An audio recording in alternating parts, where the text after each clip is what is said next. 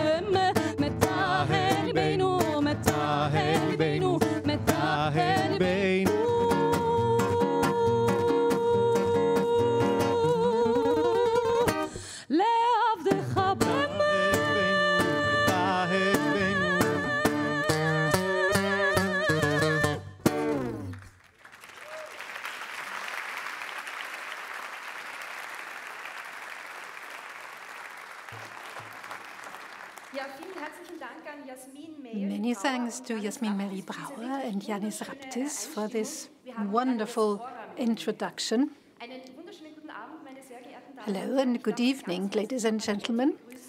I'm very happy to be able to welcome you here at the Austrian Parliament, and I'm honored to be able to moderate this award ceremony for the Simon-Wiesenthal-Prize. Like hardly anyone else, Simon-Wiesenthal has shaped the reckoning with Nazi crimes. And that is why this prize is awarded to entries worldwide. There were 263 applications from 33 countries.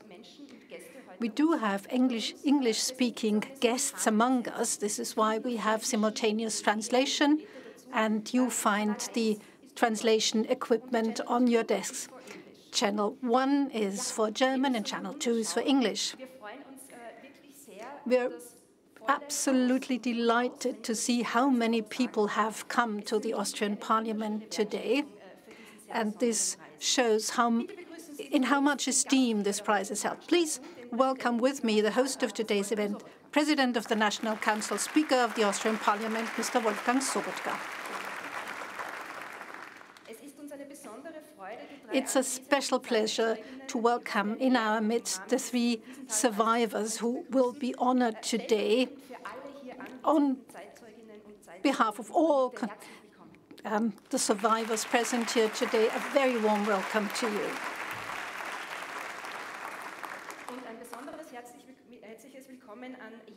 And a particularly warm welcome to those who are actually here among us, Wanda Helena Albinska, Lucia Heilmann and Zvi Herschel.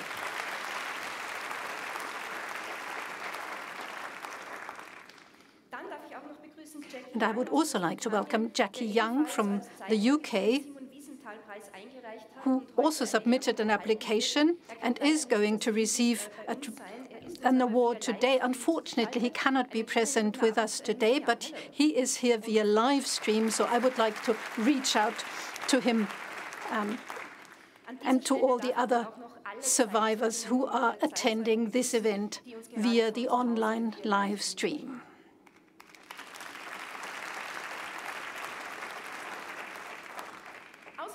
Let me also extend a warm welcome to the representatives of the diplomatic corps who are present here today. Let me welcome the ambassador of the State of Israel in Austria, Mordechai Rothgold.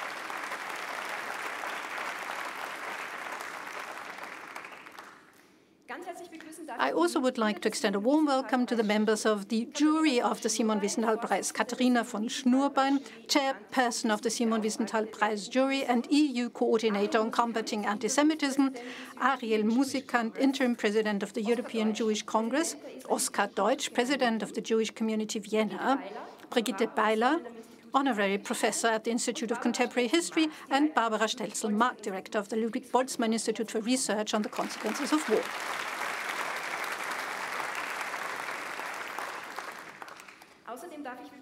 I would also like to welcome Monika Schwarz-Friesel, anti-Semitism researcher and a professor at the Technical University of Berlin, and also a member of the Simon-Wiesenthal-Prize jury. Unfortunately, she's unable to attend in person, but she is going to observe everything via live stream. Let me also extend a welcome to Racheli Kreisberg, granddaughter of Simon Wiesenthal and founder of the Swigi Memorial Initiative. Hannah Lessing, Secretary General of the National Fund of the Republic of Austria for Victims of National Socialism. And Martina Eben, member of the ensemble of the Theater in der Josefstadt and a movie actor. They will also contribute actively to this event later on. We are also very pleased to welcome so many nominees. A warm welcome to all of you.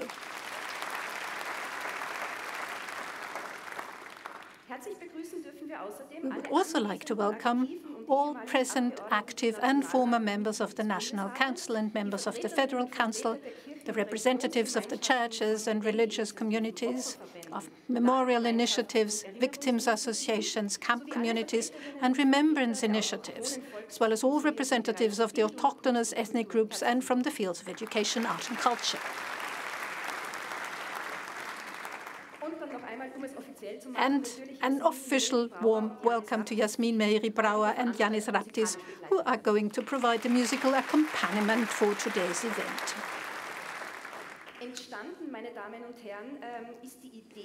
The idea for the Simon-Wiesenthal-Prize was born in 2018. The Speaker of the Parliament, Mr. Wolfgang Sobotka, met Racheli Kreisberg, granddaughter of Simon Wiesenthal, during a trip to Israel. And as is so often the case, when people start talking, ideas are born. And this is how the idea for this prize was born. And today we have the pleasure of awarding it for the second time. Racheli Kreisberg said that her grandfather would have considered it a great honor for the prize to bear his name. But I think the reverse is also true. It's a great honor for Austria that the prize can bear his name. But now I think it's time for the official opening. Please welcome the President of the Austrian National Council, Wolfgang Sobotka.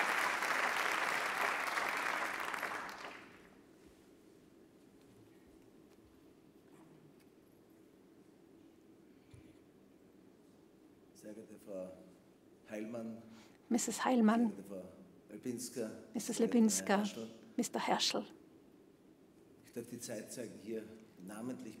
I would like to welcome you all by name. It is a great honor for us that you are here with us today. The prize, which is bestowed by the Austrian Parliament, is honored to be allowed to give it the name of Simon-Wiesenthal, because it was not always that Simon-Wiesenthal was treated the right way in Austria. Today, we know what we owe to him. We know that we have to be extremely grateful to his work, because his work created a basis for many things that we enjoy today. And he is certainly one of the beacon figures, one of the lighthouse figures of the Second Republic. It's not only his work towards providing more information, naming the perpetrators, doing everything to make sure that perpetrators are brought to justice. And he did so not guided by an idea of revenge, but because of justice. And if a republic is founded for the second time on the basis of the rule of law, then it is the duty of the republic to make sure that the law is being enforced. And it was not always the case in Austria. It's taken quite a while until Austria was ready to confront its past, and until Austria was able to admit that it was not only a victim, but that many of the Austrians were also perpetrators. And Simon Wiesenthal wondered, what can I do? I, who have the privilege of surviving, what can I do for those who didn't have that privilege? And it may be an even greater privilege to be the member of a third generation.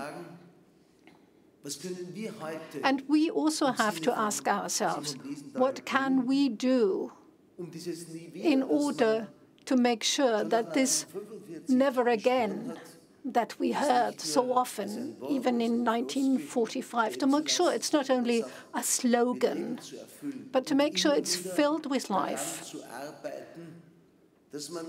working tirelessly to make sure that remembrance is being honored, and that, on the other hand, that this evil, this negative tradition of anti-Semitism and anti-Judaism that was a bane of Europe for many centuries, to eradicate it. Now, when we see in Europe that anti-Semitism is on the rise, this work is even more important than ever before. And this is why the Austrian Parliament decided to award this prize, in order to make a contribution, not only by commissioning studies, not only by talking about this topic in the democracy workshops that we organize, not only to adopt laws, but to establish a prize that has a very special characteristic, namely to honor people who are members of the civil society, who do not have the duty to do anything, but who voluntarily do that, who make their voice heard. Simon Wiesenthal encouraged us by being a model, a role model, in a time where this was not easy, in a time where he was confronted with a lot of lack of understanding or even hatred. But still, he taught us how to stand up and make our voice heard. Anti-Semitism is not a marginal phenomenon. It is not a phenomenon of the leftmost or rightmost margins of society. It is something, alas, that we know from the midst of society. It is deeply enrooted in society, and this is why we do need civil society. 183 members of parliament are not enough. Laws are not enough. The efforts made by many organizations are not enough. It needs each and every one of us. And this is why I would like to give great thanks to the survivors that we have the honor of having here with us tonight. They have given us the great example, and we have to follow this example. Their example is our guiding star. And we would like to thank you in a very visible way for bearing witness. And I hope that this will encourage many to act similarly. The next generations will probably not have the opportunity to talk to survivors. And this is something that I've really realized this year when I talked to Wolfi Klein and to many others. Cirium Bessalon, an organization that we want to carry on here in Austria with the help of the National Fund. And the way he described his life and the discussion that then started in this private circle, and how many things those who were there suddenly understood, the memories that came up from the depth. That is a wonderful service that survivors do us. And we hope that we will be able to carry on the flame and not only pray to the ashes, as Gustav Mahler said it. We want to do that because our spirit tells us to do it. Our innermost commitment tells us to do it. Thanks must also go to all those who submitted an application. They showed that it's important to them to publicize their work and to make it known to a wider public. I would like to thank all of those who from all parts of the world sent us an entry or had an application sent by others. And I would wish to see this continued in the future. Please be aware that a high-carried jury scrutinized all entries and all applications and held intensive debates. So this is why we also owe a big thank you to the jury and its chairperson, the anti-Semitism coordinator of the EU. Thank you very much, members of the jury. You did a sterling job.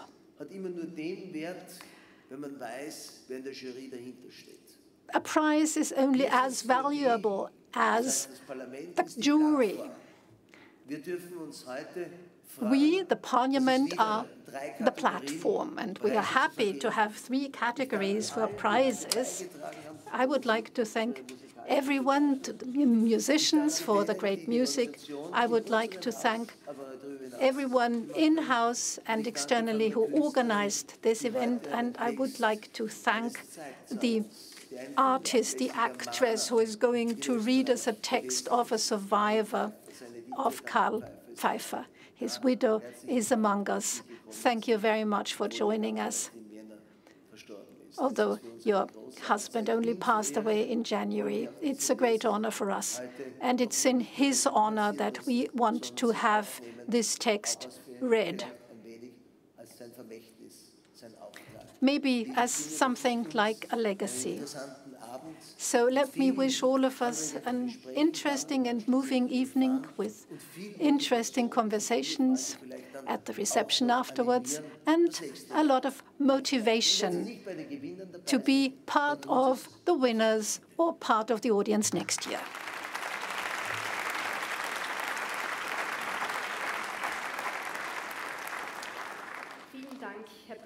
Thank you very much, Mr. Sobotka. Now I have the pleasure to announce this very special reading, excerpts from the book of the journalist and survivor Karl Pfeiffer. He was one of the main winners of the first Simon-Wiesenthal-Prize. He received the Golden Medal of Honor for services to the Republic of Austria. And as a survivor, he repeatedly spoke at schools about his life as a persecuted child and his life in exile. In the spring, he was supposed to present his book here in Parliament. Everything had already been arranged. In a telephone call, Karl Pfeiffer said what a great honor he felt it was for him to be able to present his book here in Parliament. Unfortunately, on the day after this telephone call, we received the sad news that he had passed away. But the Parliament stands by its word. The book is going to be presented here, probably in November this year, and today you're going to hear an excerpt. We now go back to the year 1938. The text is going to be read by a great actress who performs in theater, in cinema, and on television. Please welcome Martina Eben.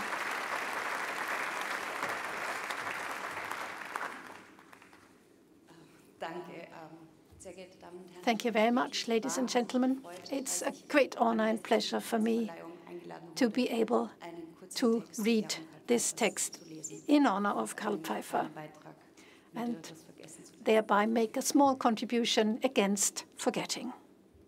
It was Saturday, 12th March 1938.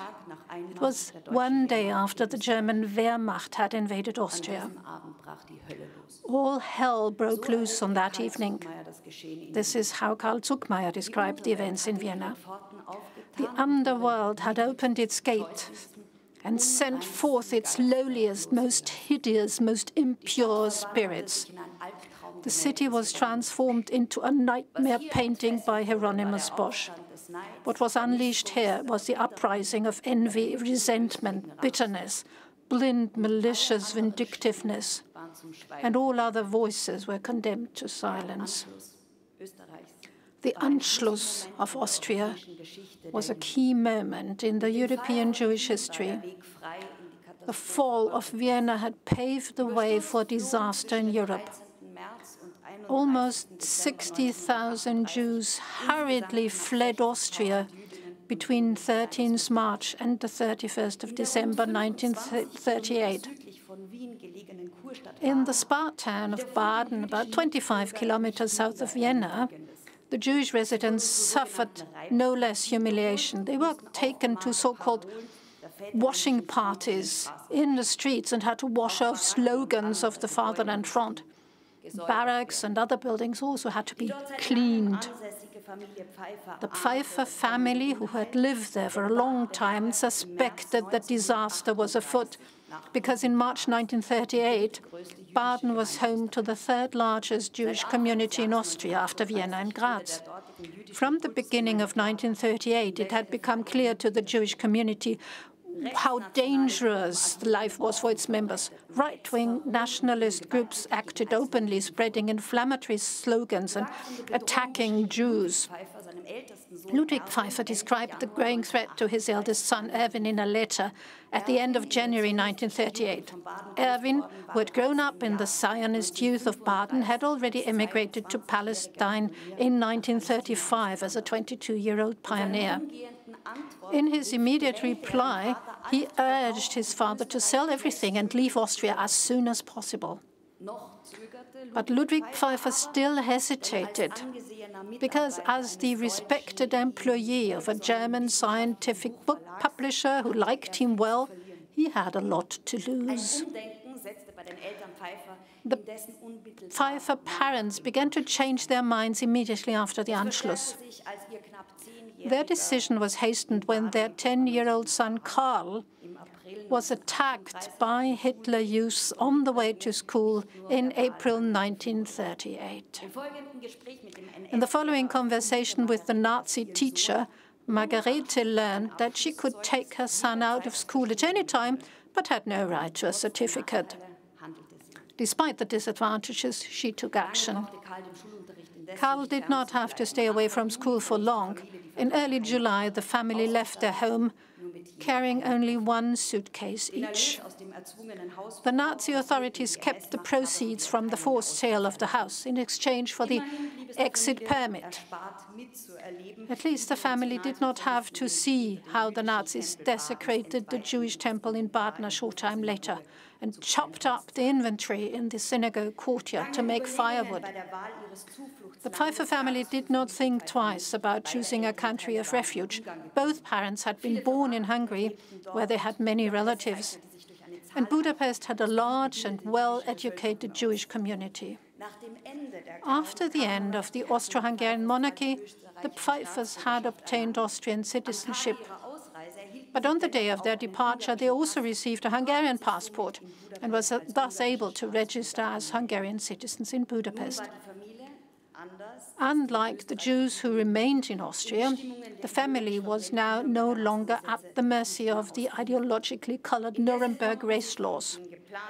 However, they had already learned about discriminatory laws planned by the Hungarian government from the Viennese press. For example, the first so-called Jewish law of May 1938 prohibited Hungarian citizens of Jewish origin from practicing certain professions. The Pfeiffer family, however, did not have the existential worries that would have faced them if they had stayed in Baden, because they were protected by their large and partly wealthy relatives in Budapest. In the same summer that the Pfeiffer family decided to emigrate, an international conference was held in the French spa town of Evian-les-Bains from 6 to 15th of July 1938. It had been organized on an initiative by the US President Theodore Roosevelt. Alarmed by the brutal consequences of the annexation of Austria and the growing flow of Jewish refugees from the German Reich, he had sent invitations to governments of states all over the world. He hoped that they would accept as many Jewish victims of the Nazi dictatorship as possible. Around 150,000 Jews, or 1 in 4, had already fled the German Reich since Adolf Hitler's rise to power. Around 30,000 of them had found refuge in the USA. The outcome of the Evian conference was more than disappointing for the persecuted Jews. Although a large number of Jewish organizations had submitted suggestions and wishes, the only thing that the conference in Evian agreed upon was the founding of an International Committee for Refuge Affairs, ICR, which was to deal solely with the problem of countries of refuge for the persecuted Jews. Otherwise, the results of the conference were largely negative. Apart from vague offers from Costa Rica and the Dominican Republic, none of the participating states showed any willingness to accept refugees. Neither the British Mandate Palestine, nor in their own country or even in colonies. The conference participants were unwilling to accept the consequences of a refugee problem that the German Reich had created. And they did not want anti-Semitism to spread in their own countries. The World Zionist Organization, WZO, had only sent observers to the conference, one of them Golda Meir. She had been denied the right to speak. The later foreign minister and prime minister of Israel was sobered by the outcome and wrote, "Sitting there in that wonderful hall, listening to the representatives of 32 states stand up one after the other and say how much they would like to take in a greater number of refugees and how terribly sorry they were that unfortunately they could not do so, was a shocking experience. Thank you.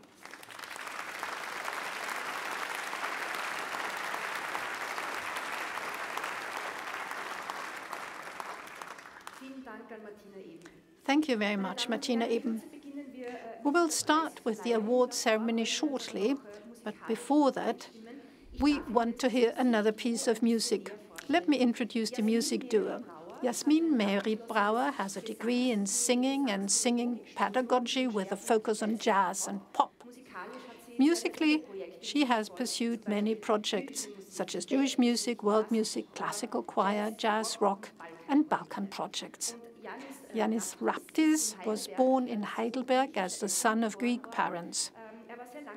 He was a guitarist for a long time and is now an independent songwriter and author. Elginat Egos is what we are going to hear now.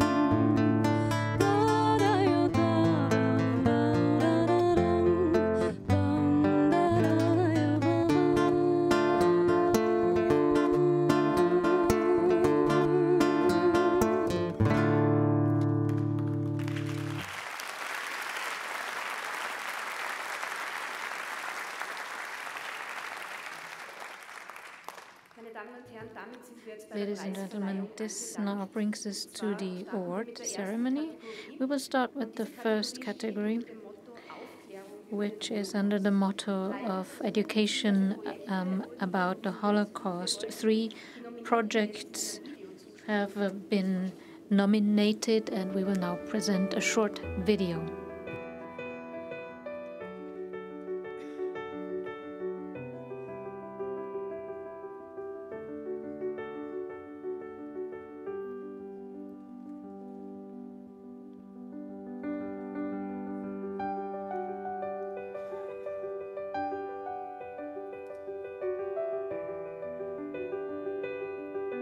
The Austrian Association Alpine Peace Crossing, APC, seeks to preserve the memory of the Jewish exodus across the Austrian Alps in 1947. It organizes an annual dialogue forum, as well as commemorative hiking tours in the Krimler-Tauern region on the border with Italy. In an effort to raise awareness on refugee stories of our times, current refugees are welcome to take part in these hiking tours.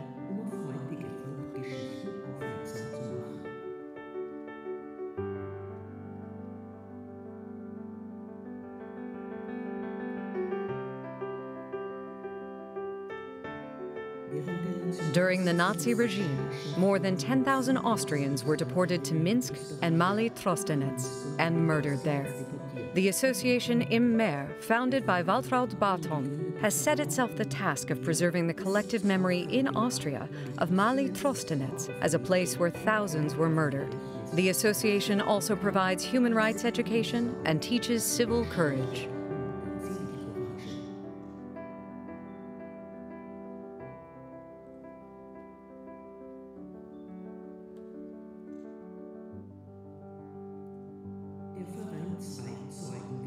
The association Zweitzeugen raises awareness about anti-Semitism and racism to encourage mainly young people to help pass on the stories of Holocaust survivors as secondary witnesses. Zweitzeug-Ihnen. The objective is to get young people involved and help them develop a sense of civic engagement.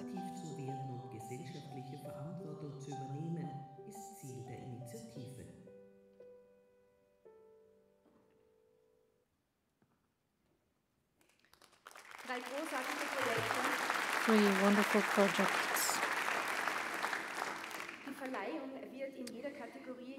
For every category, a member of the jury and the Speaker of the National Council, Wolfgang Sobotka, will present the awards.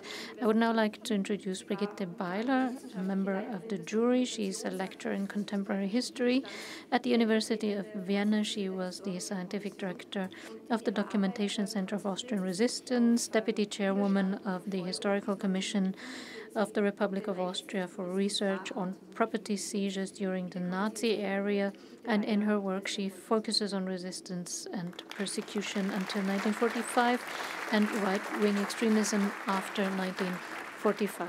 Welcome, Brigitte Beiler and Wolfgang Sobotka.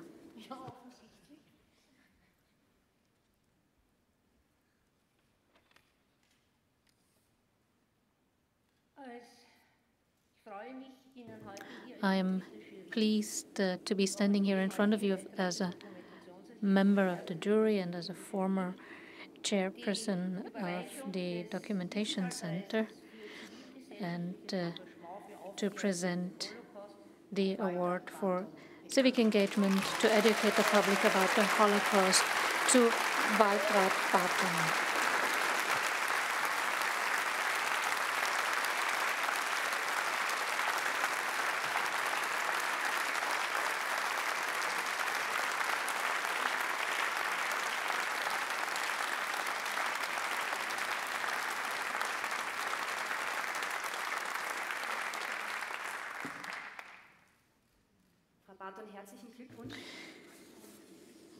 Congratulations, Ms. Barton. Mr. Beiler, did I see correctly that you had prepared a few words? I think it's always good to hear a positive message. Well, maybe I misunderstood you. I'm happy to say these words. Mr. Barton has made sure that the memory of the many Austrians who were deported to Minsk and Mali Trostenetz and murdered there. These commemorative initiatives are the kind of important project that is also supported by the initiatives that I have been working with. And for this, you need committed and convinced persons like Waltraud Barton, to whom we owe the erection of a memorial at the site as a lasting memory for or commemoration of the victims, also at the site where these heinous deeds were committed. And the motto, "Never forget," is something that will be kept up, and that will also ensure public attention to sites like Mali Trostenetz that are not as well known as others. Public attention here in Austria, but also at the very site. And for this, I would like to congratulate you once again.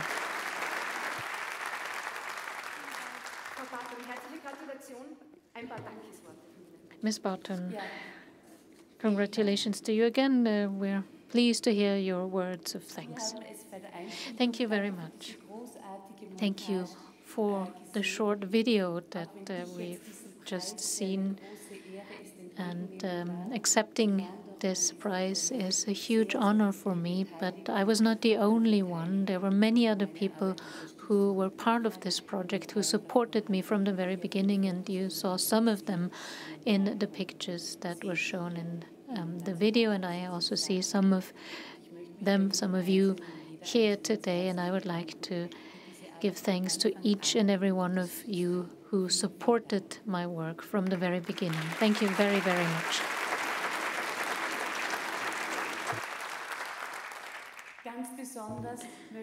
In particular, I would like to thank my sons, Nikolaus and Johannes Barton, who are sitting in the back there.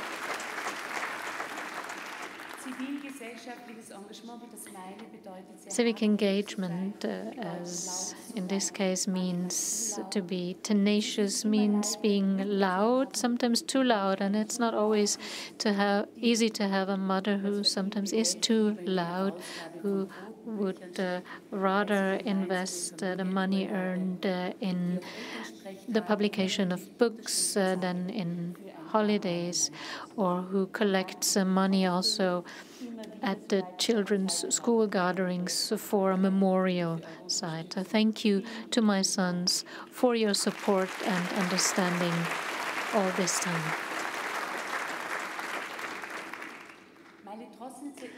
Mali Trostenetz and remembering this site. This is a site that was not known in Austria until we founded the association.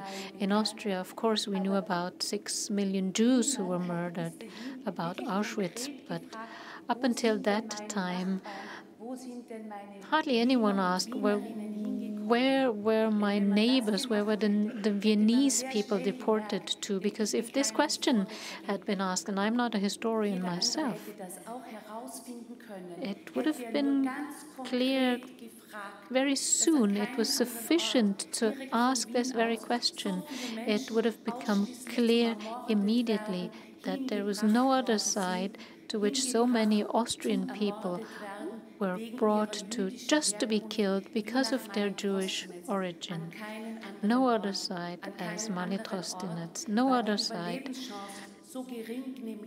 where the chance to survive was so low. It was zero. The chance to survive in Auschwitz was actually bigger. In Mali Trostenetz, there was not a ramp where people were at least selected into able to work and not able to work. This could have meant a chance to survive. In Mali Trostenetz, all that expected the deported were mass graves, and they were immediately shot and fell into these mass graves, or they were gassed to death. That's what Mali Trostenetz stands for. That's what we need to remember. 10,000 people who were part of this city, who were part of this country, they were put on a list by other people who were also part of this country, of this city. In 1942, their name was put on a list, and Mali Trostenetz was put there as the destination. 10 times overall, 9 times to Mali Trostenetz, once to Minsk. And still, we stopped. We just spoke about Minsk because in the back of our minds, there was a chance of this being just a deportation to a ghetto and of a chance of survival. And that's why up until the 1970s, 80s, no one spoke of Mali Trostenetz. So the order to kill, the unimaginable atrocity happened here by putting people on these lists. Also, some relatives of mine, Hertha Rosa and Viktor Ranzenhofer and Malvine Barton. Hertha was only 13 years old when she was deported to Mali Trostenetz. We also put up a sign for her. You've seen some of the signs in the video. In 2017, in October, I was sitting here in the National Council during the 148th sitting when a decision was taken to set up a memorial in Malé-Trostenetz. This was then implemented in 2019 by the Republic of Austria. Thank you for this. And the fact that there is now a memorial site, a grave site in Malé-Trostenetz, is a sign of the fact that this was possible, that we can no longer look away that this has happened. And what has happened once could happen again. And that's what this gravesite, the memorial, reminds us of in Malé-Trostenetz. Very often people ask me, well, it's been there since 2019. Are you finally done with your work now? And I always say no. And we've also published a small brochure about this memorial site in Malé-Trostenetz. The association immer remembers all persecuted Jews who were murdered in Malé-Trostenetz. And this also includes Vienna, where the largest Jewish community in the German world was eradicated. We still do not have a Holocaust museum in Vienna, and many other things we still do not have in Vienna. We need one central place of education that deals with any kind of exclusion from society before, during, and after World War II. Exclusion because of the various reasons: ethnic origin, religion, religious belief, sexual orientation, partisans, Roma and Sinti, and others. Immer, the association, requests a central site of education and remembrance, which does not just inform about what has happened then, but also to pay attention to what happens today, so that this may never happen again in the future. I promise, and this prize is a confirmation for this, that I will not stop until this has been realized.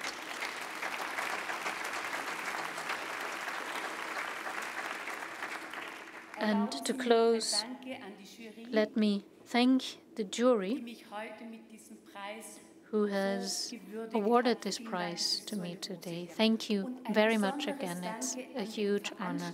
And thank you very much to the host of this event, which is taking place on the eve of the 90th birthday of my mother, who's sitting at the back, and my aunt Helga, 88 years of age, has come from England to be here today with us. They are also contemporaries. They are survivors. It was their relatives too who were murdered in Malé-Trostenetz. So I do not want to go on forever, because otherwise we will not be able to celebrate my mother's birthday tomorrow. So I will really come to an end now, and thank you very much again.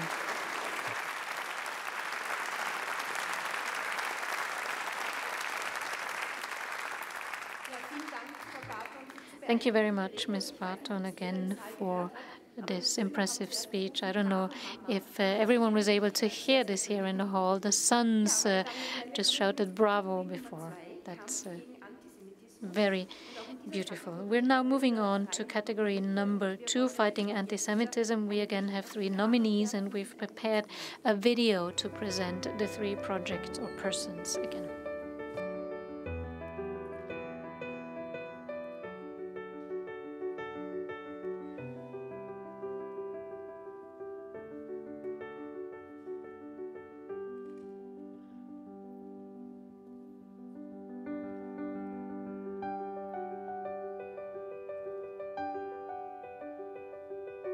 The Association for Democracy and Information, DINE, has been engaged in the fight against anti-Semitism, distortion of history, and hate propaganda since 2017. In its online exhibition, Wir Juden, Us Jews, the association presents Jews from all over the world and all walks of life, thus showing Jewry in all its diversity and offering a counterpoint to the Shoah by celebrating Jewish life in all its vibrancy.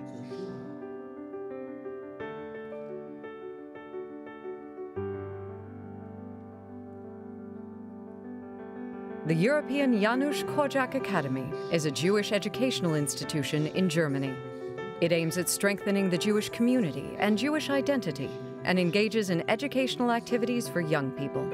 The Academy's focus is on the diversity and richness of Jewish life, with a particular emphasis on education about Jewish culture and on interfaith and intercultural dialogue.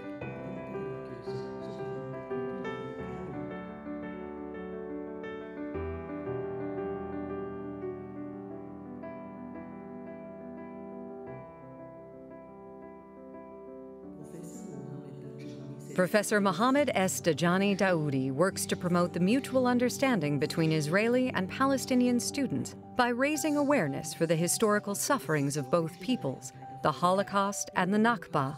In 2014, he organized and participated in a visit to Auschwitz for a group of Palestinian university students. As a consequence, he lost his academic post at Al-Quds University.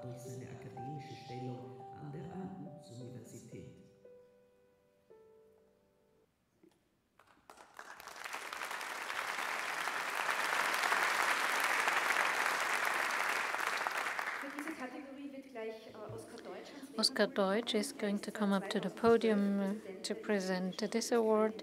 He has been the president of the Jewish Community Vienna and the Austrian Jewish Religious Society since 2012. Mr. Deutsch, please, would you come up to the podium and award the prize together with the Speaker of the National Council?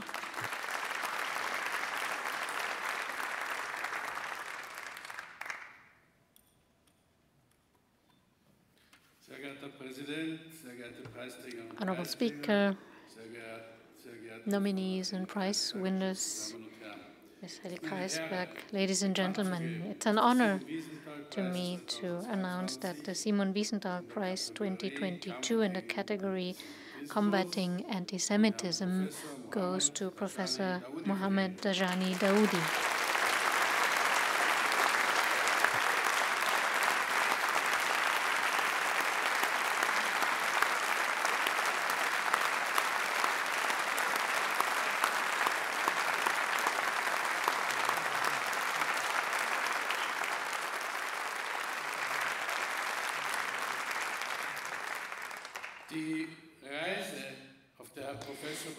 The trip that Mr.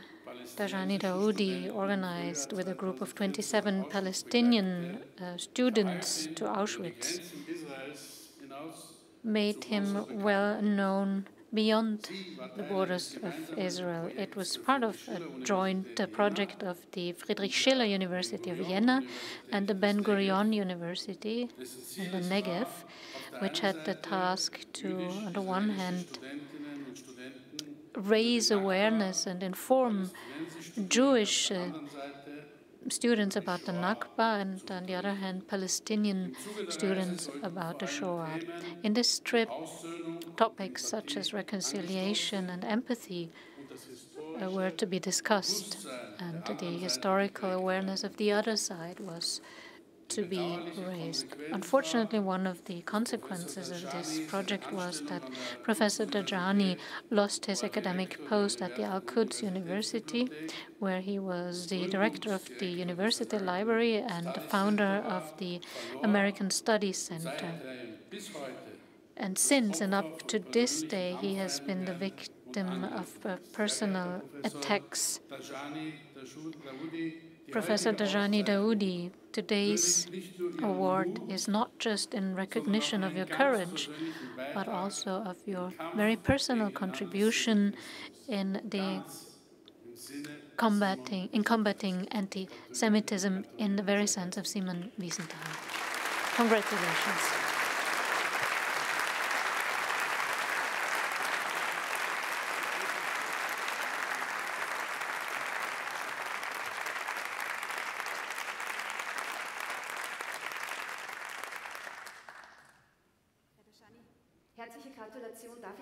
Congratulations. Mr. Daoudi, would you like to say a few words? Thank you very much. Actually, I'm speechless. It is such a great honor to be here today, not only to receive it, but being nominated for it. Just a few minutes ago, I was asked by a journalist, why combat anti-Semitism? And my response was, because it is not only the right thing to do, but it's also the moral thing to do. And so it humbles me to receive this award. I will take this opportunity to thank my family who stood by me, and to thank my friends and followers who believed in the message that we hold. And hopefully, and we pledge that we will continue on this march to light one candle after another to combat anti-Semitism and to promote Holocaust education among not only the Palestinians, but also the Arabs, the Muslims, and the world.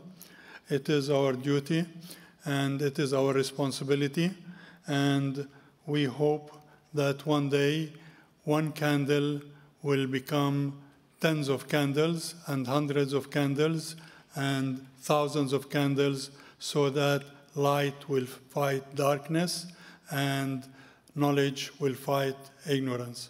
Thank you very much, and I pledge to march on with this. Thank you.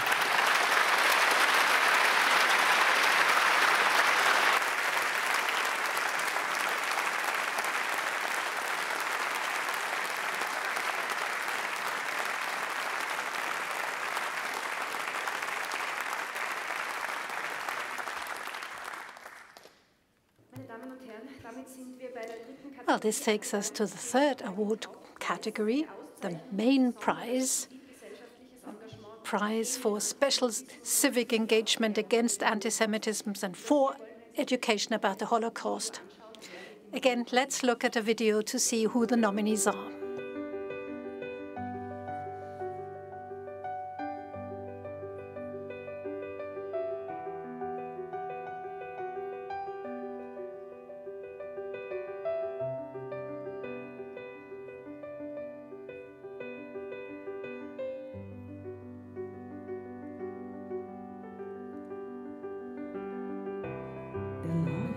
The name of the Spanish village, Castrillo Mata Judíos, means Jew Killer Camp.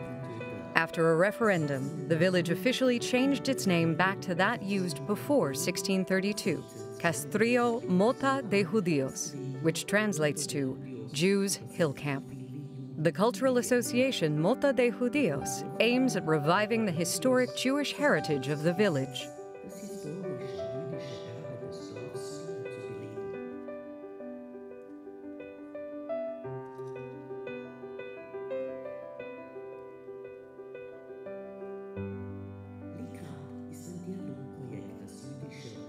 Likrat is a project that brings Jewish and non-Jewish youth together through dialogue. Jewish teenagers aged 14 to 18 are trained in workshops and seminars to visit non-Jewish schools and talk about their Jewish identity, religion, Israel, Jewish history, and the Shoah.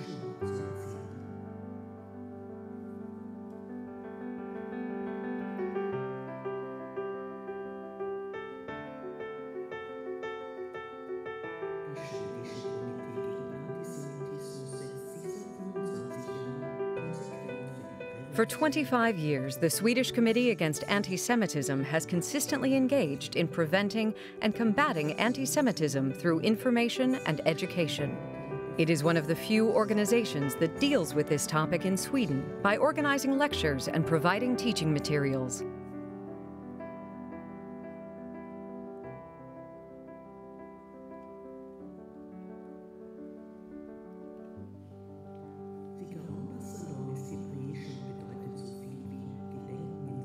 Zikaron Basalon is Hebrew for remembrance in the living room. Under this Israeli initiative, survivors of the Shoah are invited to private homes to share their memories and pass on their experiences. These personal encounters in private living rooms provide the kind of setting that often allows survivors to talk about their memories for the first time.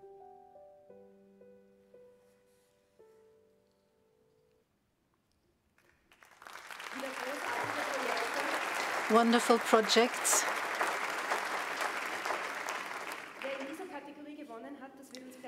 Katharina von Schnurbein is going to tell us who the winner is. Since 2015, she's been the EU Commission's anti-Semitism coordinator, and she has been campaigning for Jewish life in Europe since her youth. She was also awarded the Torberg Medal of the Jewish Community of Vienna for her service. Let me invite Katharina von Schnurbein and Speaker Sobotka for the award.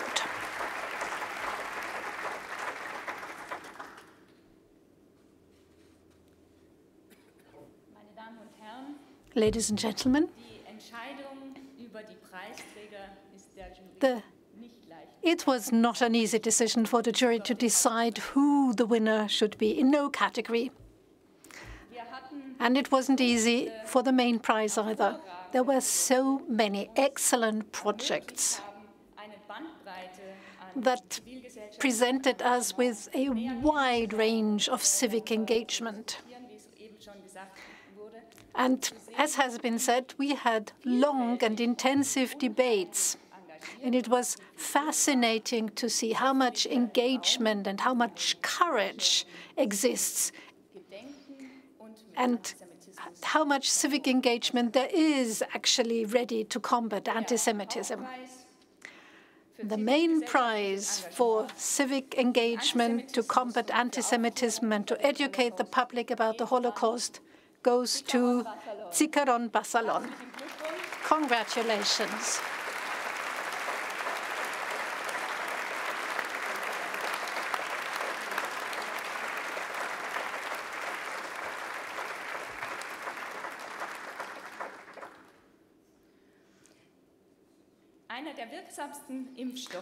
One of the most effective vaccines against anti-Semitism is the testimony of survivors.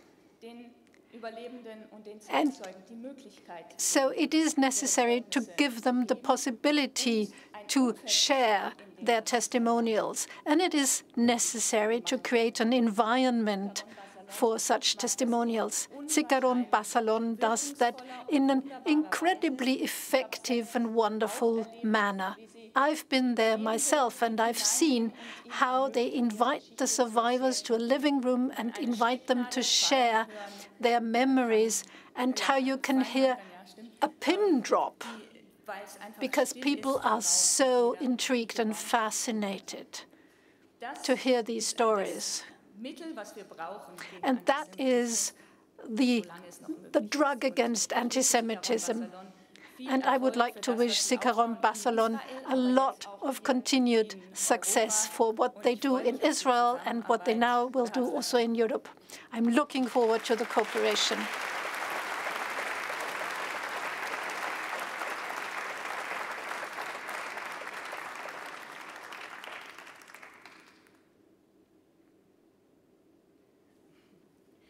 Sharon Buenos, meine Damen und Herren.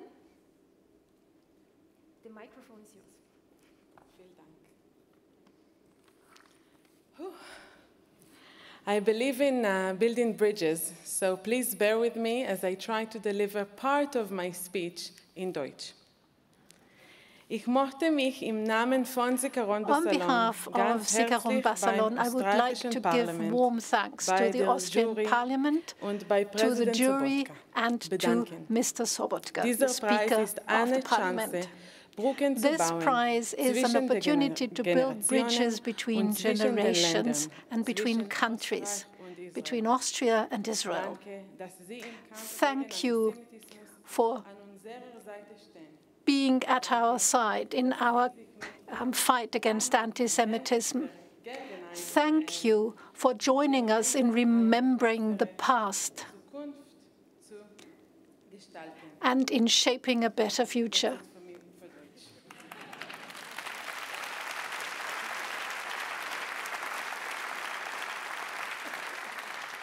In 2011, a group of young friends gathered to commemorate Yom HaShoah differently.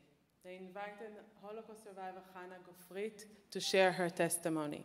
They listened, they laughed, they cried, they sang together, they talked.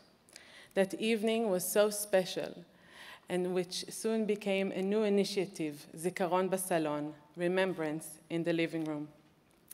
Zikaron Basalon is a social initiative commemorating the Holocaust, connecting Holocaust survivors and the younger generation in an intimate and meaningful way. Since the first Salon, 2 million people participated, turning this into a tradition to remember the past, to shape our future. Time is running out. We know the things we can do today, we can't do tomorrow. I too would like to mention Karl Pfeiffer, whom we had the privilege of meeting just last year and hear his life story. In a few years from now, no one will be left to say, I was there, I saw, I remember what happened. This is why we must act now. Work with the second and third generations, but most importantly, we must give the chance for every survivor to transmit their testimonies to us. We must all take responsibility for Holocaust commemoration and combating anti-Semitism. I would like to end with a short paragraph from the Survivors' Declarations. It was written over 20 years ago, but is still as relevant today more than ever.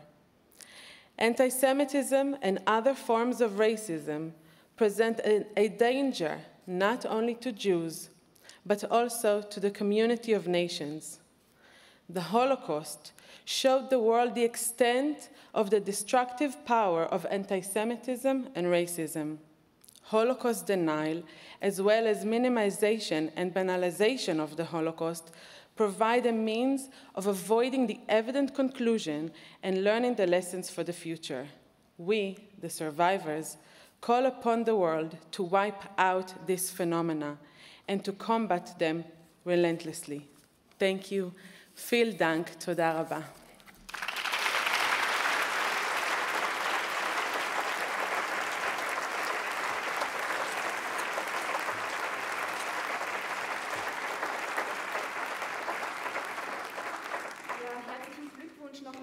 Congratulations once more to all prize winners and to all nominees.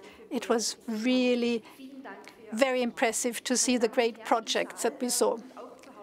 Ladies and gentlemen, here in the room and on the monitors, we are going to continue with the survivors' discussion. But first, we are going to hear great music from Yanis Raptis and Renis Maris Brauer.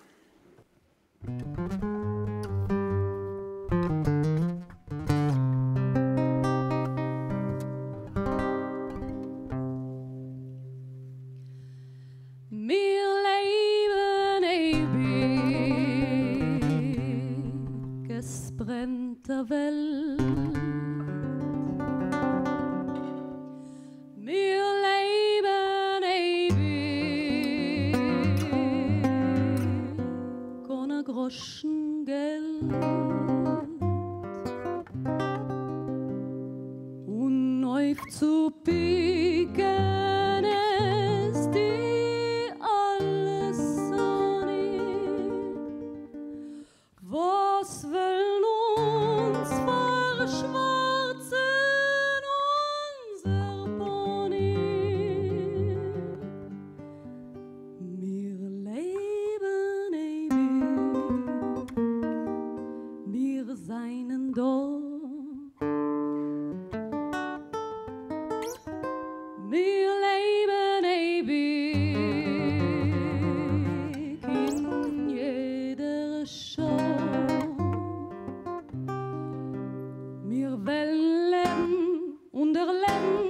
schlechte Zeiten auch überleben.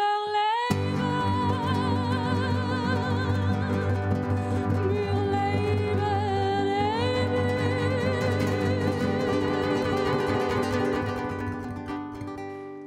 Wir seien da, wir leben ewig.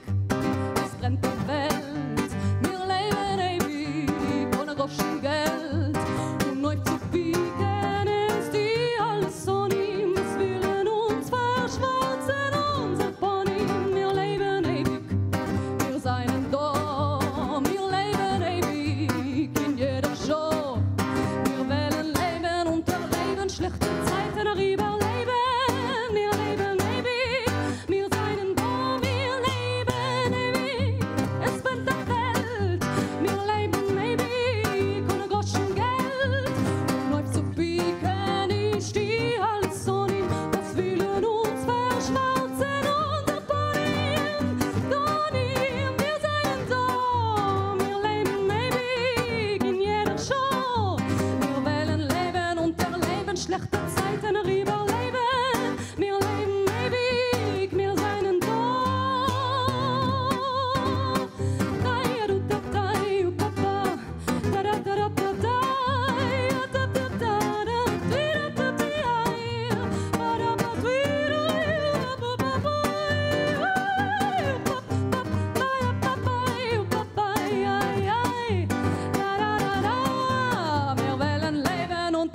Schlechte Zeiten überleben.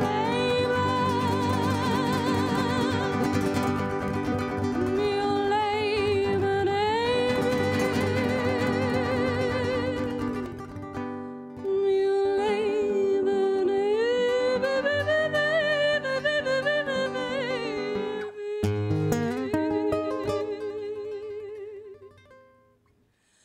Wir seien da.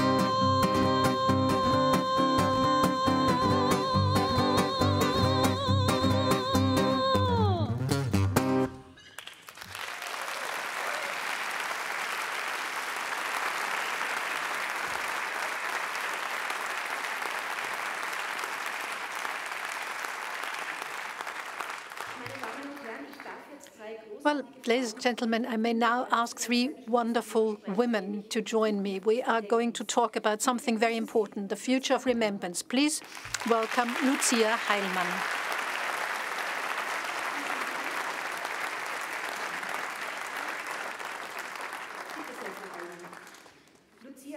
Lucia Heilmann was born in Vienna in 1929. She was 8 years old when Hitler marched into Vienna.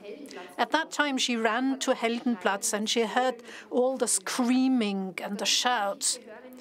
Then I knew that I didn't belong, she said later.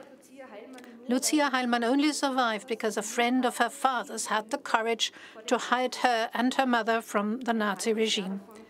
She spent half a year in absolute darkness. It's great to have you here today, Mrs. Heilmann.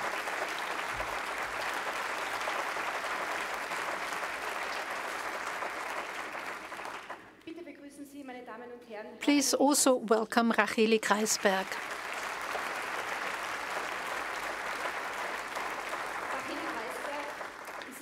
She is the granddaughter of Simon-Wiesenthal. For years, she's been trying to find out something about her family, pursuing even the smallest piece of information. She's an innovation attaché in the Dutch embassy in Israel. And what she did for her family, namely being a genealogist, she does for other families as well. She reconstructs family trees mainly based on the records of the Yad Vashem database of Holocaust victims.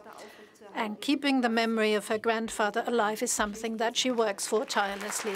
Wonderful to have you here. And then we have one more seat. It's for Katharina von Schnurbein.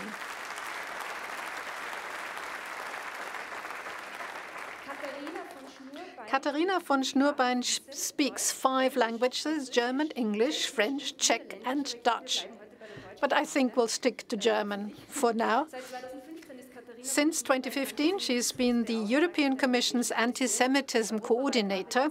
She works across Europe with Jewish communities and organizations, and it's always about the challenges regarding anti-Semitism. It's very good to have you with us. Mrs. Heilmann, let me start with you.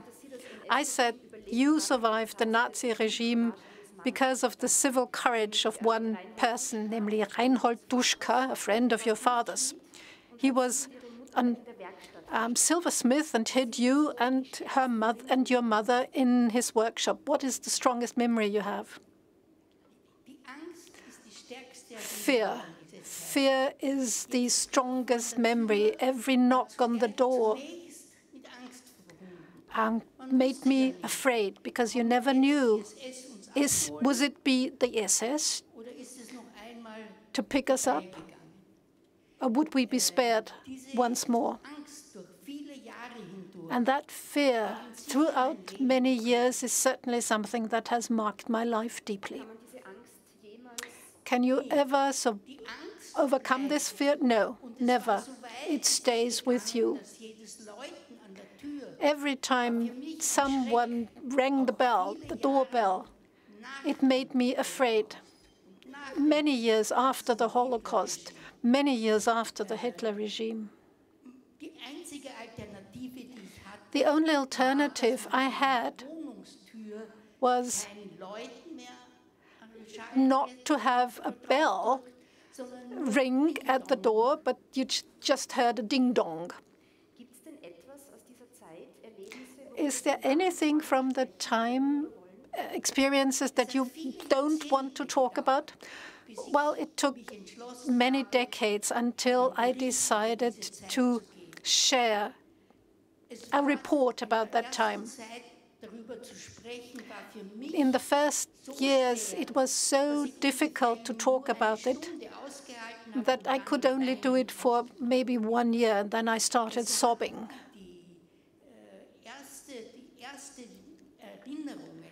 First memories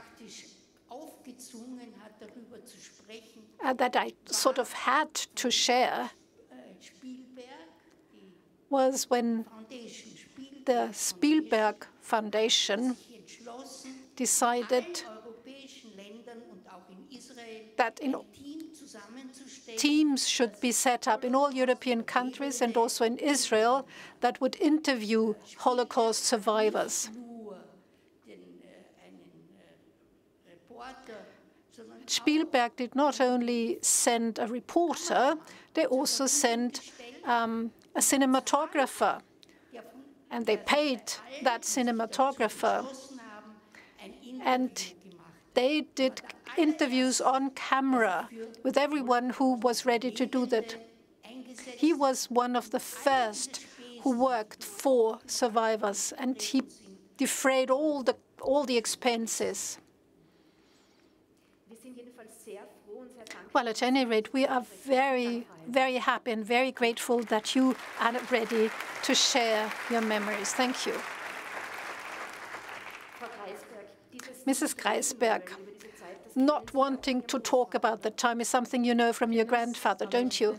Yes. Well, in a way, yes, in a way, no.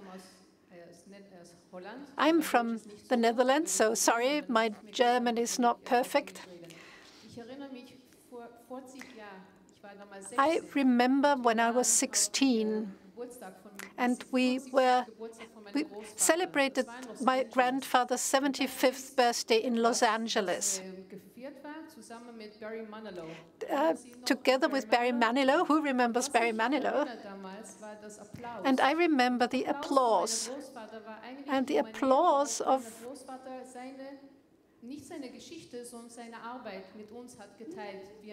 was for sharing the memories. I was only 16. I was young. We had to stand up. And it was so embarrassing that we had to stand up. But this is how my grandfather started. So 40 is one of the important numbers. And the second number, my grandfather died in 2005, 18 years ago. And in Hebrew, 18 is chai. Chai means life. And I have to say, I've never seen my grandfather so alive as in the 18 years since he died, because when he lived, it was not easy to talk about his work.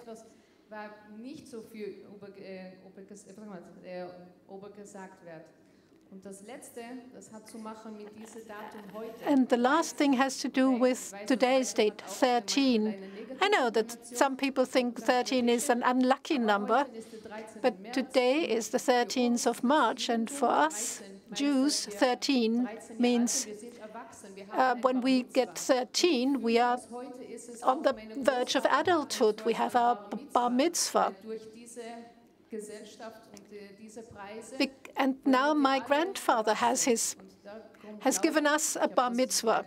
This prize has sort of brought us into adulthood. And it's as though my grandfather was speaking to all of us and saying, well, carry on doing my work. And this is, for me, this is very touching. What kind of a person was your grandfather?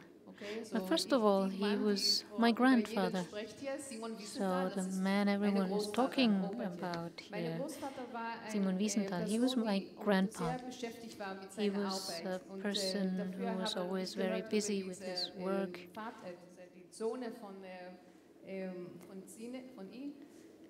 And what we heard before from one of the winners, my grandfather was just like that. He was always busy. He was so convinced that he was doing the right thing that every holiday he went on was very short, because after 1 or 2 days he wanted to go back to work. But he achieved a lot, and I think as a child even I learned a lot from him. Miss from Schnurbein, you don't come from a Jewish family, you're from Straubing in Bavaria, and to your family it was obvious that Jewish life had to become part of normal everyday life again. Where did this conviction come from? Well, I don't come from Straubing, but from a region close by, but Straubing was where the Jewish community was based. And to my parents, the fact that we as Germans have a very particular responsibility towards the Jewish people and towards Israel was something that was obvious. And we talked a lot about this at home. We also had contacts with Israel, but also with the Jewish community in Straubing in Bavaria. At the time, there were very few Holocaust survivors, and they could not even gather a small group for prayers. That was how small they were. We also heard the survivors talk about their experiences, and I get goosebumps when I think back. I remember that one of them told us that when he was 10 years old, his parents were shot at the border to a mass grave, and he just jumped into the grave, and that was how he survived. He just waited for the Nazis to disappear, and he crawled up from this grave and ran into the woods. And that's how he survived. And to us, at the time, I was 10 years old myself. This was something that touched me deeply. And to this day, this is what drives me and what has convinced me that I need to pass this on, also to my own children. And I think and I know it's so important to talk about this also in the families. Education is important. It's important to hear about all of this in school, but I think it's also our duty to talk about all of this at home, and this is a huge responsibility we also have as parents. We always speak about survivors. What does that mean, survivors? Well, we actually had a small discussion about this in the jury.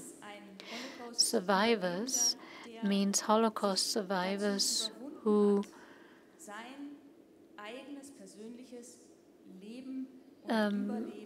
decided that they want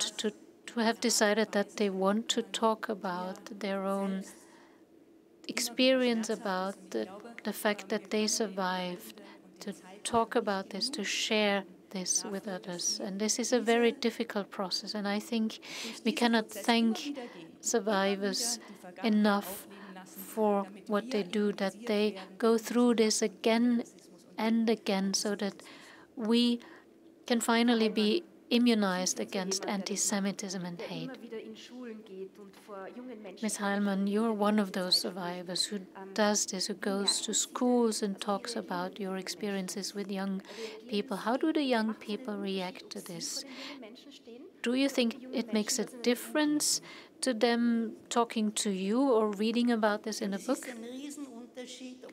it does make a huge difference being in a classroom in person, looking at pupils or students and seeing their reaction to what you talk about. That's obvious. I'm not a great speaker, but sometimes I succeed in conveying my life story to these young people in a way that makes tears come to their eyes, so they understand that this was a time when it was very, very difficult for a child to manage life. Something that moves me very much on these occasions is, of course, the questions the young people ask. One question a girl once asked, a young pupil once asked, was, "Did you cry a lot?"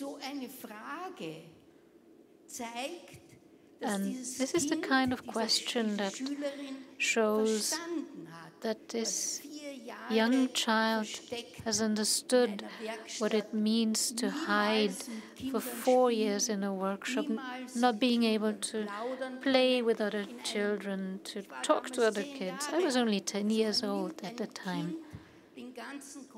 So you take away all the contacts a young child has with their schoolmates. I wasn't able to go to school. And of course, every question is impressive. But what moves me personally, and what has moved me personally, was that in recent times, pupils stood up again and again and asked, "Well, are you not afraid that history might repeat itself?" And when I heard this question for the first time, I was shocked. I thought, what must this young person have thought about to ask this kind of question? And in the first moment, I wasn't able to answer the question. Do you not fear history might repeat itself?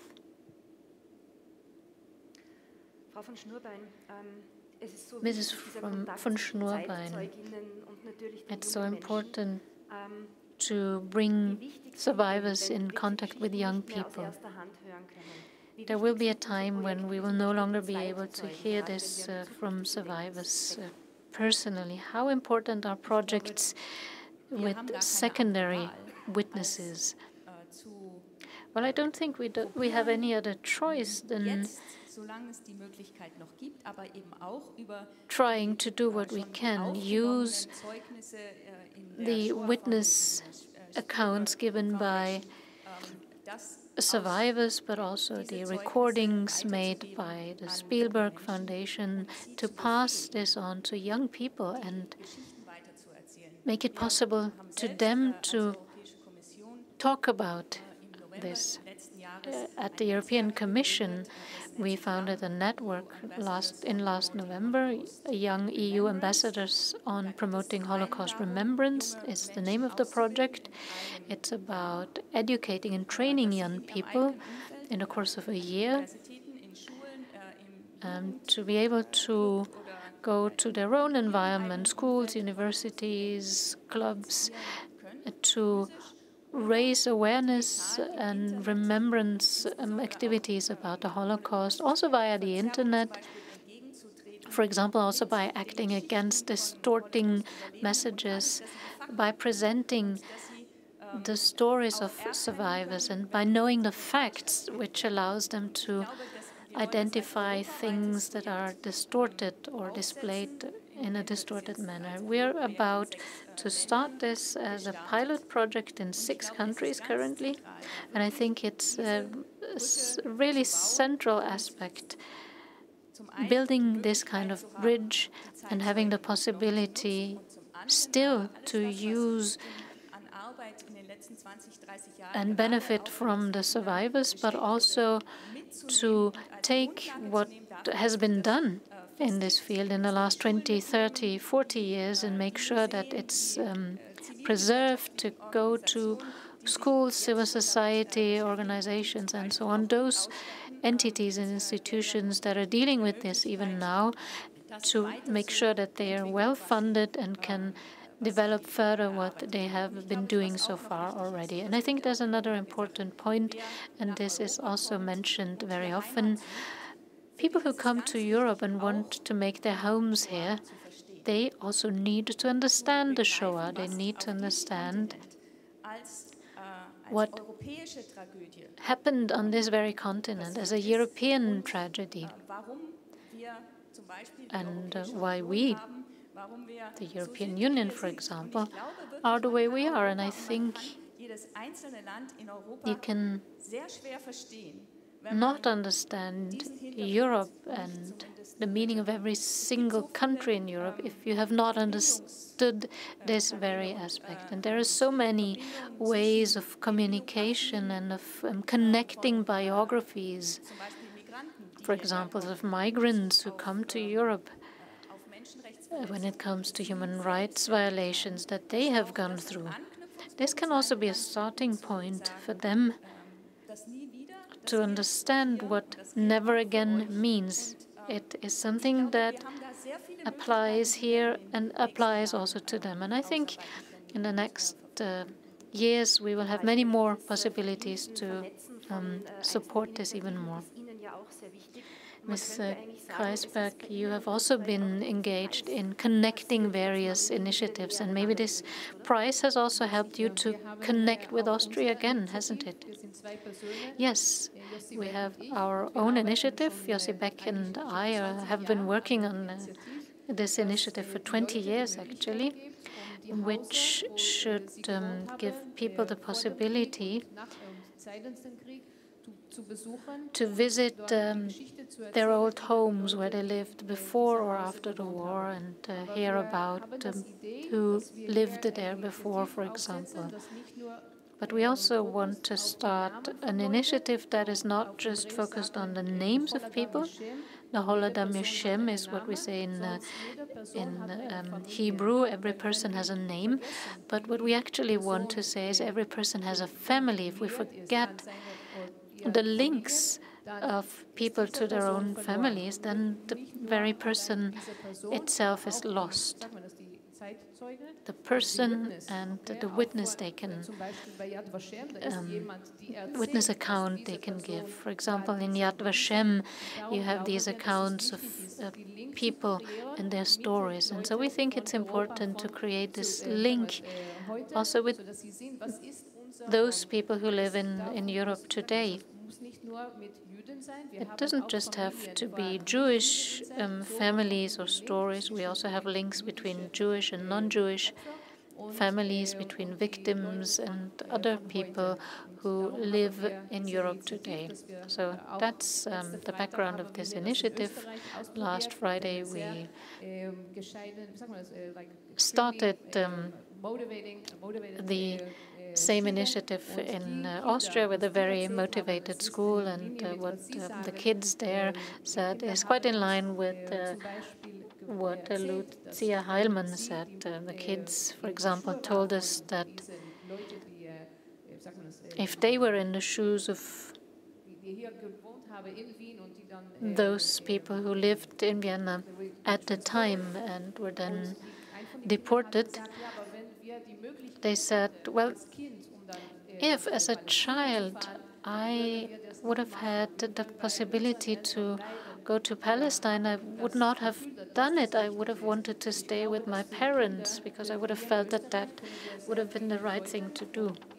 So I think this is an initiative that can also mean a lot to children and young people in Austria, to learn about history, but also about ethics. And I apologize for my German. And the moderator says your German is actually excellent. What does it mean to you and your family that there's a prize in the name of your grandfather? Well, it's something for my grandfather. I remember when I was here with my grandfather and we walked around, and then on a Friday we went back home for lunch, and there was always fear. And today I think my grandfather's soul can wander about Vienna freely because he knows that he has the support of you all. And I've never seen so many people who mention Simon-Wiesenthal without a hint of fear even. And not just survivors, but also my grandfather in his life. He didn't focus on the fact that he survived, but I'm looking for the right word. And I mean heroes, actually. And there's the Hero Square here in Austria, and we walked from the Hero Square back to home. And of course, there was always fear. And there are many projects with, I think, a total of 237 people.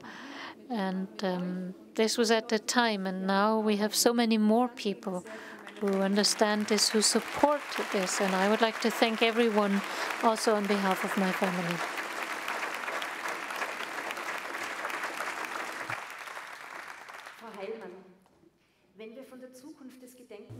Ms. Heilmann, if we speak about the future of remembrance, what is important to you? What message would you like to convey?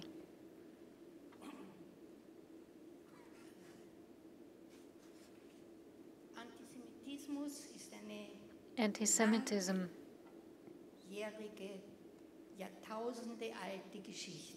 is something that goes back thousands of years.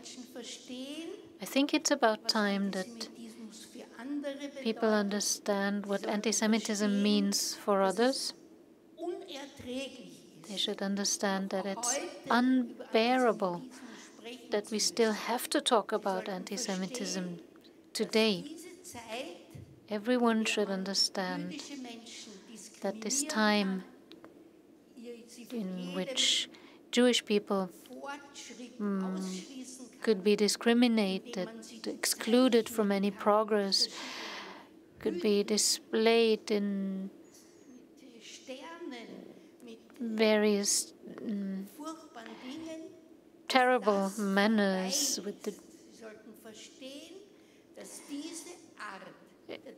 they should understand that this kind of discrimination of one group of humans, Jewish people, of excluding them, persecuting them, killing them, this is a time that has gone by, that is past forever.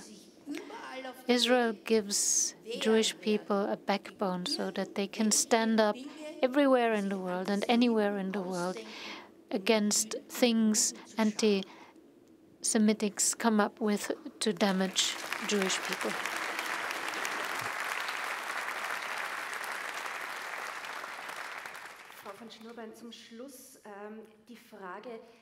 Ms. von Schnurbein, a final question to you. Why is it so important that survivors be paid tribute as part of the Simon-Wiesenthal-Prize ceremony?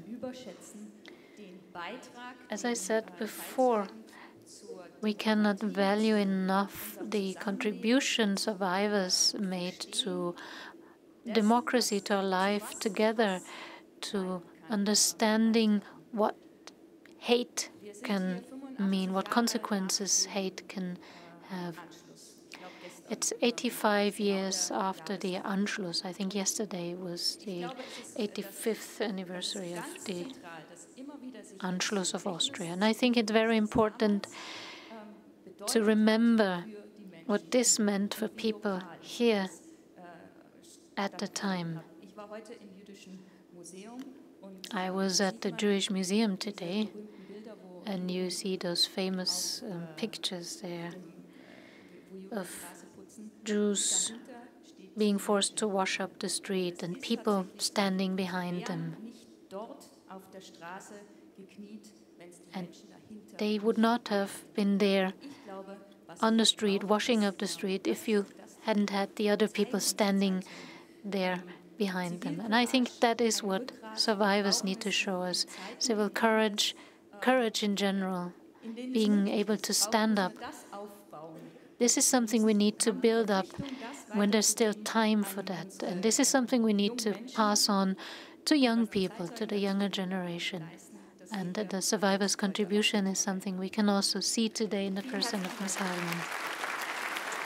Thank you very much.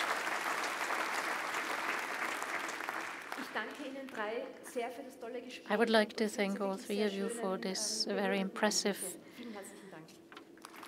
debate and the impressive accounts you gave.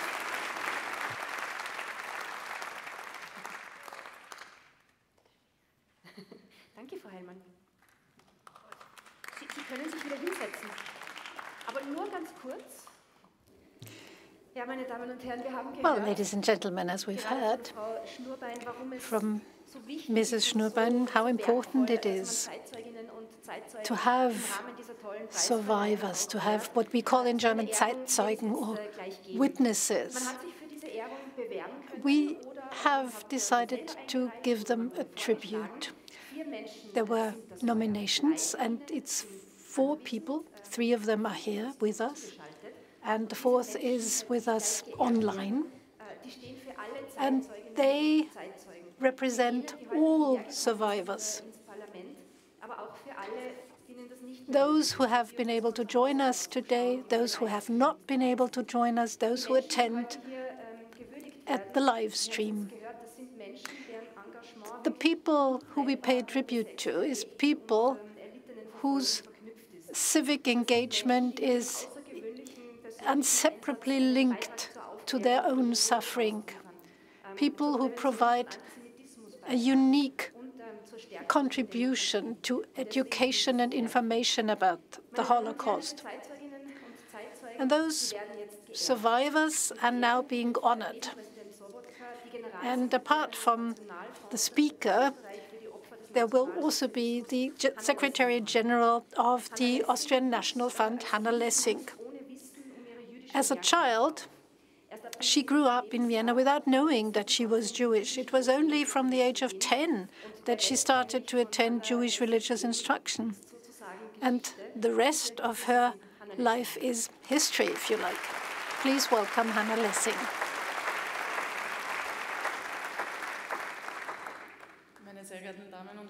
Ladies and gentlemen,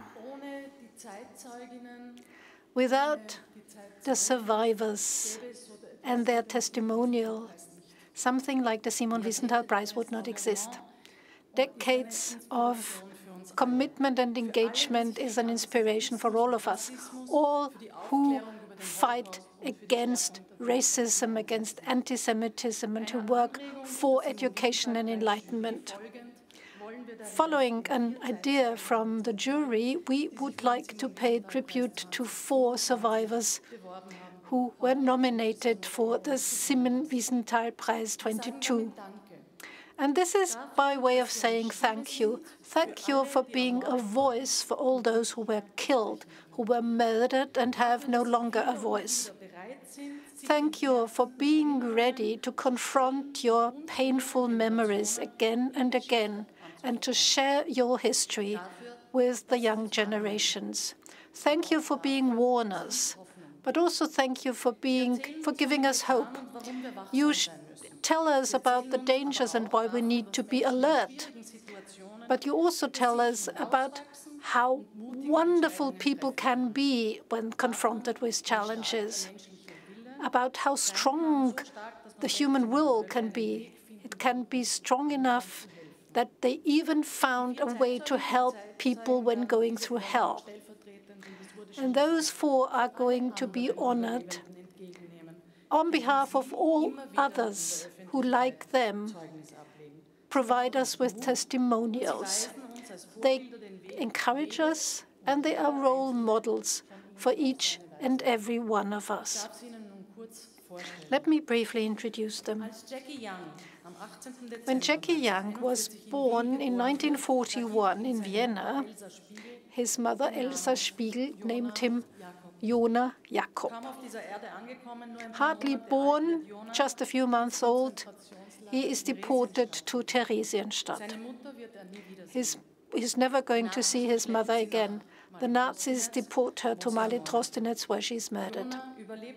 Jonah survives miraculously until the Soviet army liberates Theresienstadt. At the time, he was 3½. He is sent to England, lives in children's homes until in 1950, the Jonowski couple adopts him. They then change their name to Young. So Jona from Vienna turns into Jackie from London. For a long time, he doesn't know anything about his past. Only when preparing for his wedding, he learns about his mother's fate. And in 1995, Jackie Young accepts Austrian citizenship.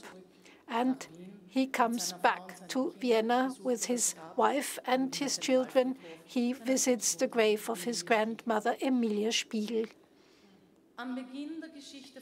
At the beginning of Wanda Albinska's history is a happy childhood. Born in Poland, in Kutno, she lives with her twin brother Jan and her elder brother Robert. The father, Ladislav, is an entrepreneur. The mother is a doctor. 1939, when the war starts, the father flees to the east and is forced to be a forced laborer in Russia. The mother stays back with the children, first in an apartment, then with her parents in Warsaw, where Stanislav is born. Halina works in the Jewish hospital, which is then moved to the ghetto in 1941 with her children. She lives in a small and humid basement. Wanda and her sister are hardly able to leave that basement. Halina not only cares for her children, but also for her mother and for her in-laws. Her mother is going to die soon. In 1942, Halina smuggles her children from the ghetto. They are taken to various Catholic families of friends, and then to an orphanage where they survive the war. Halina continues to live in the ghetto with her patients. She confronts her duties as a doctor, and the well-being of her patients is everything to her.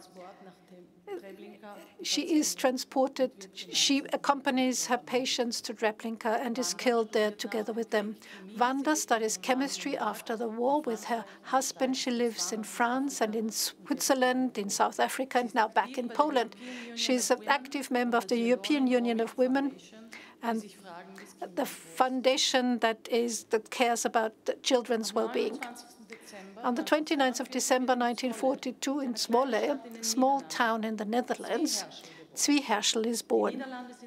The Netherlands are under German occupation, and shortly after his birth, the family needs to move to the Jewish neighborhood. In order to save Zwie, his parents take the difficult decision to give up their newborn son and to have him hidden.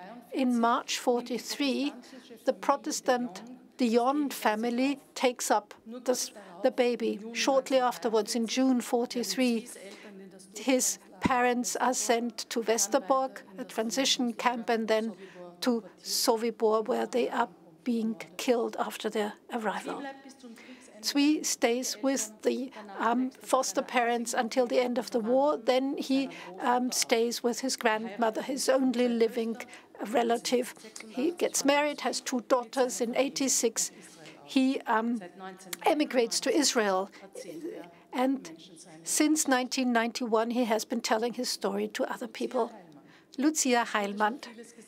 She has been introduced, but let me still recapitulate your story.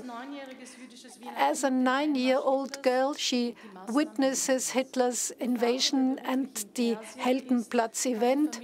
Her father is not able to take the family. He is being sent to Australia as an enemy alien. Her mother, the chemist, stays with Lucia in Vienna. Lucia then learns what it means to be a Jewish child in Nazi Vienna. She has to leave school, is not allowed to play in the park. She sees how her grandfather is being arrested and deported, and he dies in Buchenwald. With her mother, she needs to live in a shared apartment with others. They are threatened with deportation. A friend of her father's rescues them. Reinhold Duschka hides them in his workshop and takes care of them. He knows that he risks his own life with that. When a bomb hits the workshop, he hides them in his new studio.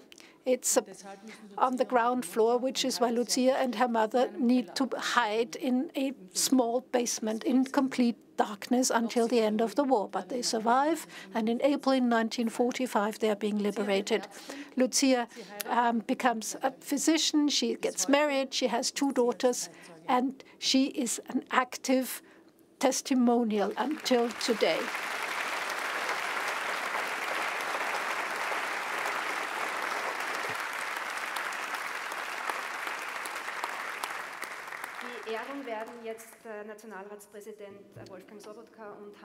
The tributes are presented by Speaker Sobotka and Hanna Leskan. Hanna Sibinska, Lucia Heilmann, and Zvi Herschel, would you please come and accept the tributes?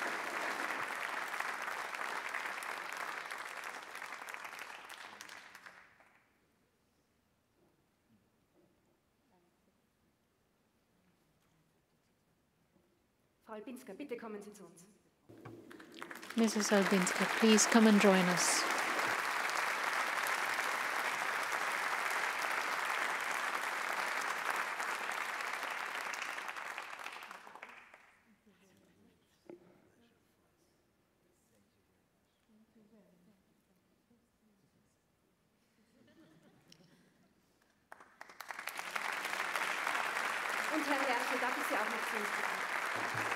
And last but not least, Mr. Herschel.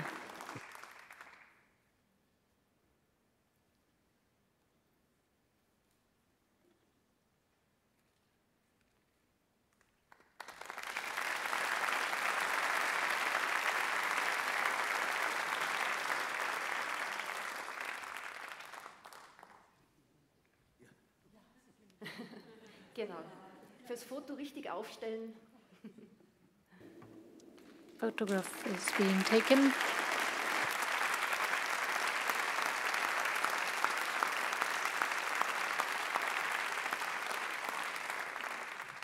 Vielleicht darf ich mich da auch noch kurz dazustellen. Nicht, dass ich aufs Foto möchte, aber ich würde gerne. Maybe I can join you briefly, not because I want to be in the picture as well, but I would like to have our award winners the final word. Mrs. Albinska, what does this award mean to you?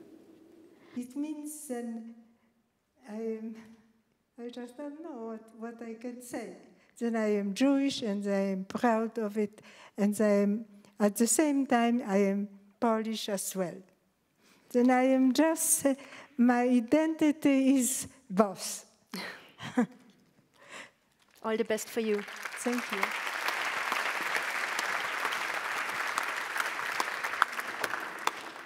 Frau Heilmann. Mrs. Heilmann, now you've spoken a lot tonight, but still, same question to you. What does this recognition mean to you? First of all, the name, Simon-Wiesenthal. He was a great man. The fact that I am honored in his name is something that sheds a very small light also on me. Congratulations from my heart. And Mr. Herschel, may I read something? Yes, of course, you may. Would you like me to hold this for you?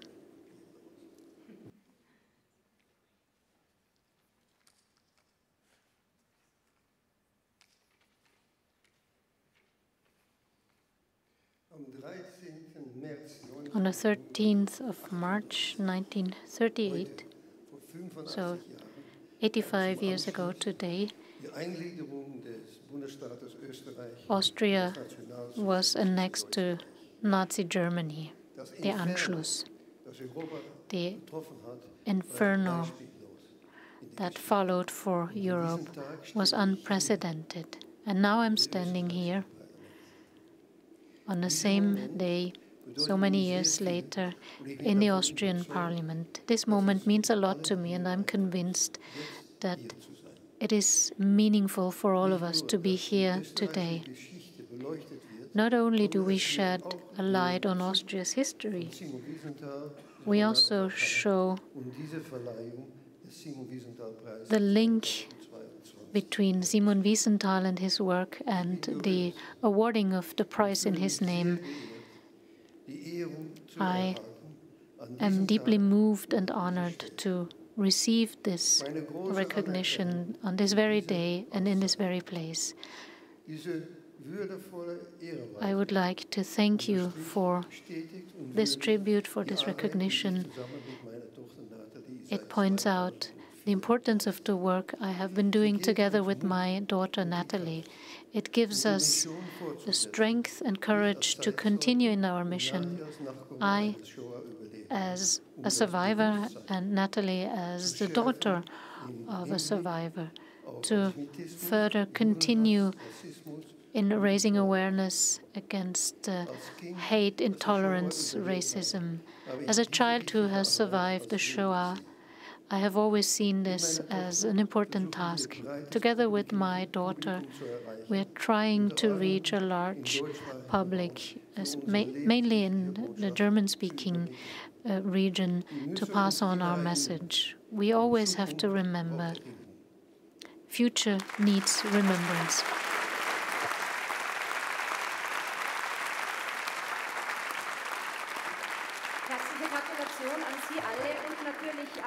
Congratulations to all of you, and of course also to Jackie Young in Great Britain. Thank you very much.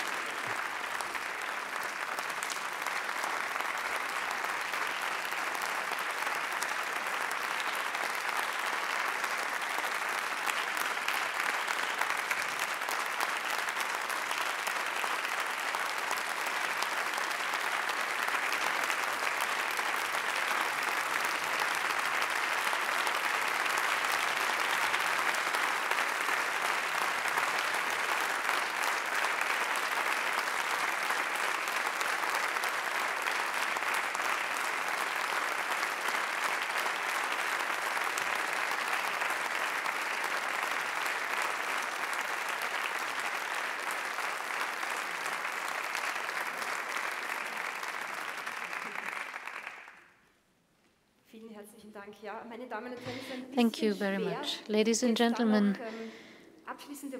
it's difficult for me to find some remarks to close the evening. Maybe let me just be brief. This was the presentation of the Simon-Wiesenthal Awards. Thank you very much again to all survivors, to all the laureates, to all the nominees and all those who submitted nominations. It's impressive to see how many projects there are all over the world.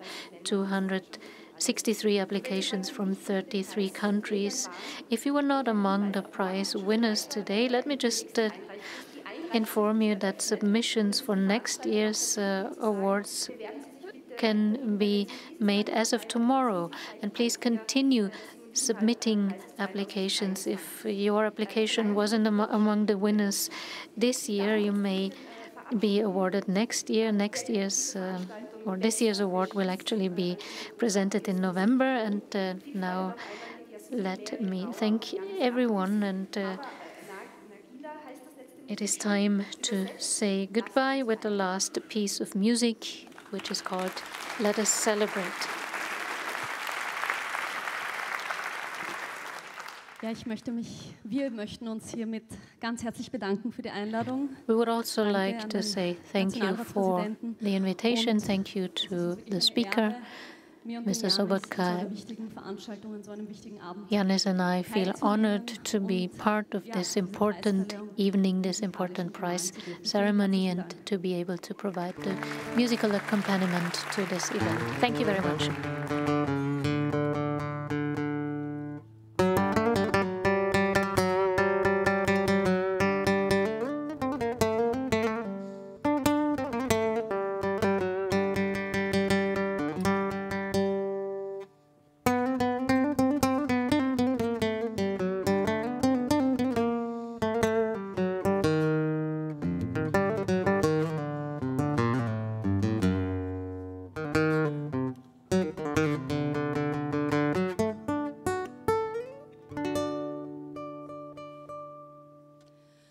Hava, Nagila, Hava, Nagila,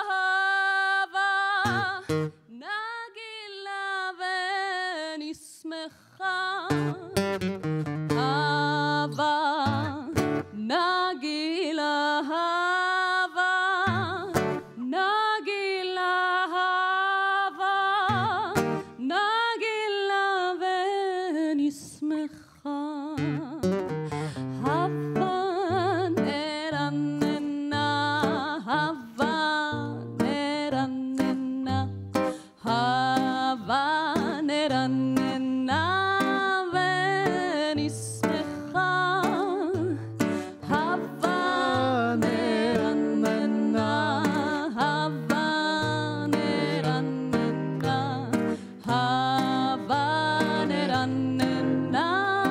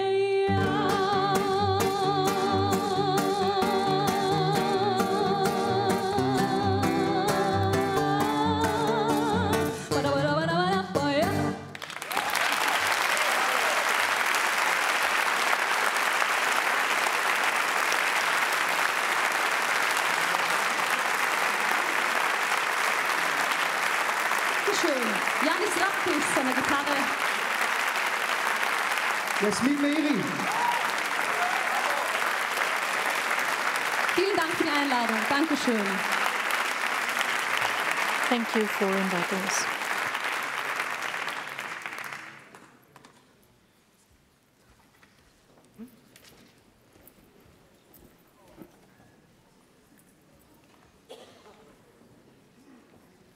Meine Damen und Herren, das Wichtigste, es gibt natürlich einen Empfang.